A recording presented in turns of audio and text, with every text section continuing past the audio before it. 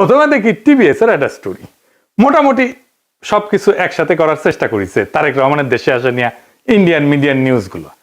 Title দিছে Tarique Rahman home coming, a view from India. Tarique রহমানের দেশে ফেরা ভারতের দৃষ্টিতে তারা বলতেছে এটা potentially game changing political moment, মানে রাজনীতির গতিপথ বদলাই দিতে পারে এমন মুহূর্ত।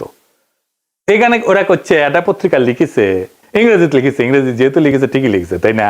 এটা বাংলা করলে বোঝা যায় সাম্প্রতিক কিছু ইঙ্গিত থেকে বোঝা যাচ্ছে যে বিএনপি এবং ভারতের মধ্যে সতর্কভাবে সম্পর্ক পুনর্গঠনের একটা সম্ভাবনা তৈরি হয়েছে, যা দুইটা সাম্প্রতিক ঘটনার উপরে ভিত্তি করিয়া।